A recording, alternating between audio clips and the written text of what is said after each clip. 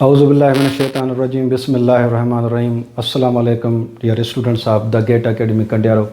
Hope you are doing great at your home and keeping yourself at safe side from corona pandemics by following the SOPs given by government of Sindh and the national government of Pakistan.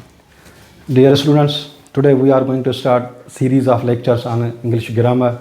और English grammar पढ़ते हुए थोड़े कुछ लवाज़मात हैं और लाजमी चीज़ें हैं वो ज़हन में रखते जाएं कि मैं लेक्चर दूंगा यहाँ पर, और लेक्चर देते हुए कहीं पर मैं अपने आपकी जो बुक में ई-कैट और एम-कैट स्टूडेंट्स के लिए जो वहाँ पर नंबर लिखा हुआ पेज नंबर वो भी आइडेंटिफाई करता जाऊँगा। वहाँ पर आपको जो चीज़ें हैं वो मेरे लेक्चर से टैली करते समझते जाइएगा, और कोई भी सवाल हो तो आप रिटन मैसेज और वॉइस मैसेज भेज दीजिएगा मुझे व्हाट्सएप पे, तो मैं उनका जवाब दे दूंगा जल्दी में आपको इंशाल्लाह ताला, और बात क्लियर हो जाएगी। बात ज़्यादा नहीं बढ़ा रहे, बात को ख़त्म करने के लिए आए हैं हम यहाँ पर, और आपको पास कराने के लिए आए हैं कि आप एम-कैट और ई-कैट टेस्ट के लिए तैयार हो जाएँ और एंटी टेस्ट पास कर लें। तो बात हम शुरू कर रहे हैं ग्रामर से, और ग्रामर की भी बिस्मिल्लाह की बे से शुरू कर रहे हैं। इस जिन स्टूडेंट्स को कॉन्सेप्ट नहीं है या कॉन्सेप्ट थोड़ा वीक है उनके लिए आसानी है कि मैं शुरू से अभी बात शुरू कर रहा हूँ। पहला टॉपिक ग्रामर क्या है। ग्रामर के लिए पहला कॉन्सेप्ट होना चाहिए कि ये ग्रामर जो होती है वो ज़बानों की होती है। ज़बान को लैंग्वेज कहते हैं। लैंग्वेज दुनिया में तकरीबन 7000 प्लस लैंग्वेजेस हैं। 7000 प्लस में से हम ग्रामर पढ़ें एक इम्पॉर्टेंट लैंग्वेज की दुनिया की जो लिंगुआ फ्रा इंटरनेशनल लिंगुआ फ्रैंका है वो है इंग्लिश ग्रामर। उसके बारे में डिस्कशन करेंगे, और बिल्कुल आसान सब्जेक्ट है, परेशान होने की ज़रूरत नहीं है कि यह मुश्किल सब्जेक्ट है। ग्रामर क्या है? ग्रामर एक खेल है, अगर आपको खेलना आता है। अच्छा, ग्रामर क्रिकेट है, क्रिकेट खेलने के लिए आपको क्या चाहिए? आपको बैट चाहिए, आपको बॉल चाहिए, आपको ग्राउंड चाहिए, आपको विकेट्स चाहिए, और आपको एक खिलाड़ी चाहिए आपको। तो ग्रामर खेलते हुए आपको क्या चाहिए वो चीज़ें अभी डिस्कस करेंगे।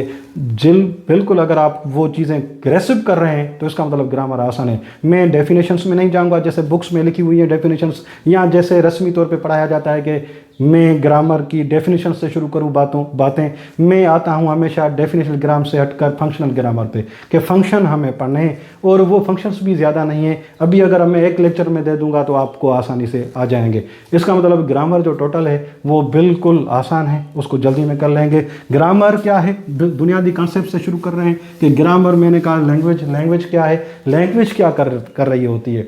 लैंग्वेज किस लिए आपको काम आ रही होती है? लैंग्वेज आ रही है आपको काम आपको एहसासात, जज्बात, सोच, फिक्र, ख्याल को दूसरों तक पहुंचाने के लिए। ये एक साउंड सिस्टम है। साउंड्स क्या हैं? ये फिजिक्स वाले स्टूडेंट्स या फिजिक्स में आपने पढ़े होंगे। साउंड सिस्टम है ये आपका।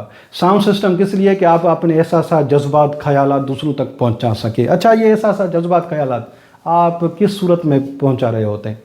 एक सेंटेंस की सूरत में। सेंटेंस बोल रहे होते हैं आप। जब भी आप थोड़ा गौर फिक्र करें कि आप सेंटेंस बोल रहे हैं होते हैं। सेंटेंस, मैंने कहा अभी सेंटेंस। कुछ स्टूडेंट को एतराज़ होगा, सर हम ज़बान बोलते हुए तो सिर्फ सेंटेंस नहीं बोल रहे होते, कभी कभी अल्फाज बोल रहे होते हैं। फॉर एग्जांपल किसी ने किसी से सवाल पूछा कि पानी पियोगे, तो सवाल में कहा येस या नो, एक लफ्ज़ बोल लिया उसने, तो ये तो सेंटेंस नहीं है, ये तो एक लफ्ज़ है।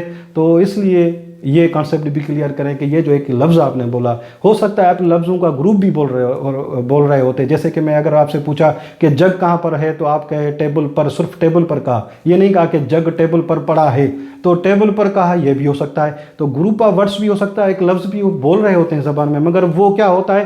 कॉन्सेप्ट होता है एक सेंटेंस का। वो सेंटेंस शॉर्टकट में हम बात कर रहे होते हैं, एक लफ्ज़ बोल रहे होते हैं, एक फ्रेज़ बोल रहे होते हैं, एक छोटा सा। इसलिए वो कॉन्सेप्ट फिर भी किसका होता है? सेंटेंस का। जब मैंने कहा पानी पियोगे, आपने कहा नो या यस का, इसका मतलब ये क्या है कि सर मैं पानी नहीं पीऊँगा, यस मैं पानी पीऊँगा, ये सेंटेंस है पूरा। उसका कॉन्सेप्ट ये यस या नो इंडिकेट कर रहा होता है।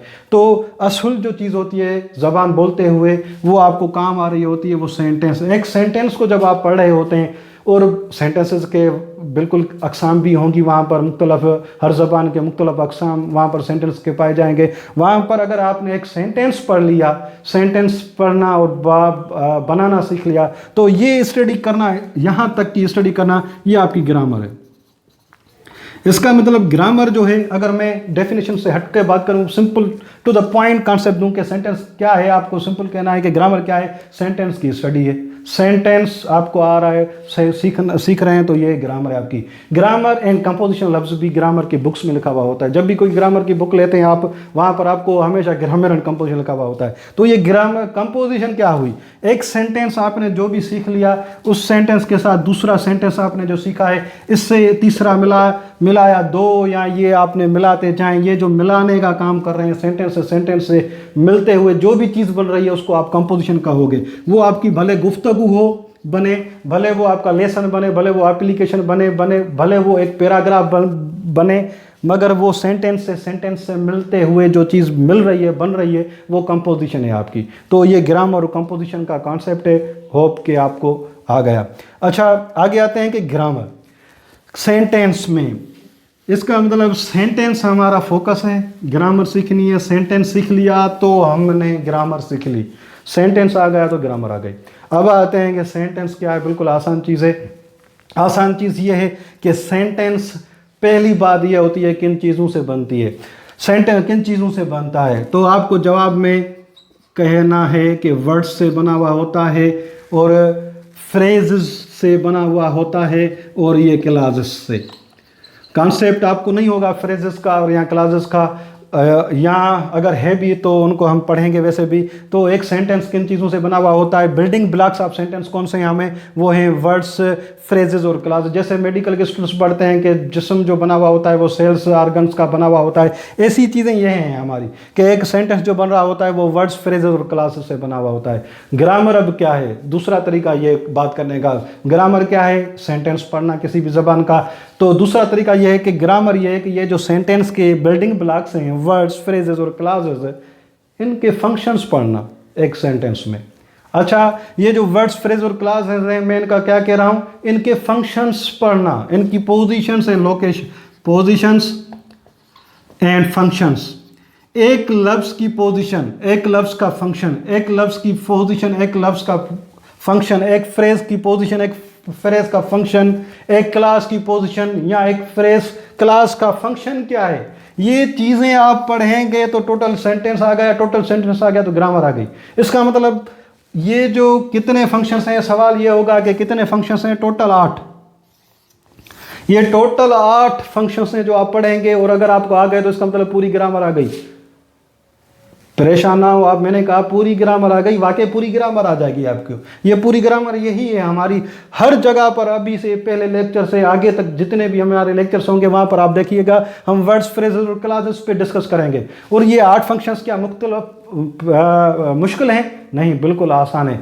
बिल्कुल आसानी से एक बच्चा दूसरी जमात का, अगर तीसरी जमात का भी इस क्लास में बैठे, उसको समझाने पे आए तो 8 फंक्शंस सिखाएं तो वो समझ जाएगा। अच्छा, ये 8 फंक्शंस किस काम आएंगे? खेल खेलने के लिए काम आएंगे। जैसे क्रिकेट आप खेलने के लिए आपको क्या चाहिए? विकेट्स चाहिए, बैट्स चाहिए, आपको बॉल चाहिए, आपको ग्राउंड चाहिए।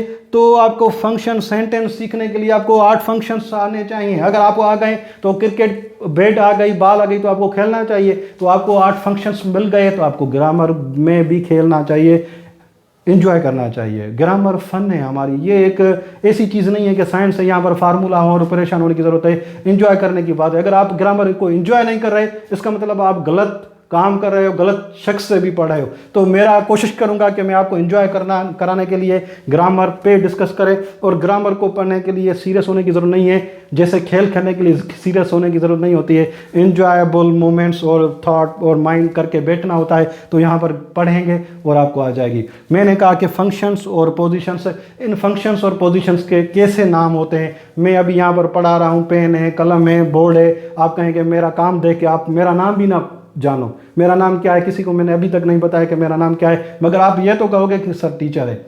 क्यों, किसको चीज़ को देख के आपने कहा टीचर है? मेरे काम को देख के। दूसरी बात, अगर मैं यही टीचर में पीएचडी के लिए अप्लाई करने की सोच रहा हूँ, वहाँ पर जब मैं बैठूंगा तो क्लास में, तो वहाँ पर तो मैं पढ़ रहा हूँगा, तो वहाँ पर अगर कोई पूछे मुझसे कि ये कौन है, तो आप वहाँ पर वो जवाब देंगे कि ये स्टूडेंट है। यहाँ पर मेरा किस चीज़ को देखा उसने? फंक्शन को देखा। इसी तरीके से फंक्शंस जहाँ पर चेंज हो रहे होते हैं वहाँ पर उनके नाम भी चेंज आ रहे हैं। कहीं पर टीचर बोला जा रहा है, कहीं पर स्टूडेंट बोला जा रहा है, कहीं पर प्रिंसिपल बोला जा रहा है, फंक्शंस को देख के।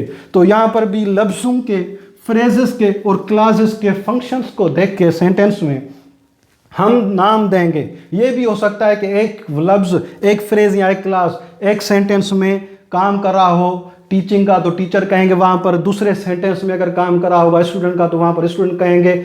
इसी तरीके से इनको नाम जो दिए जाते हैं वो आपने सुने हुए हैं, नाउन, प्रोनाउन, एडजेक्टिव, वर्ब वगैरह। ये नाम आपके किसको आइडेंटिफाई कर रहे होते हैं? वो फंक्शंस और पोजीशंस को। इन वर्ड्स, फ्रेजेस और क्लॉजेस के सेंटेंस में जो फंक्शंस क्लॉज हैं उनको आइडेंटिफाई कर रहे होते हैं। हमारा दूसरा और नेक्स्ट टॉपिक है वो इन्हीं फंक्शंस को पढ़ना और सीखना और समझना है, जो टोटल ग्रामर है।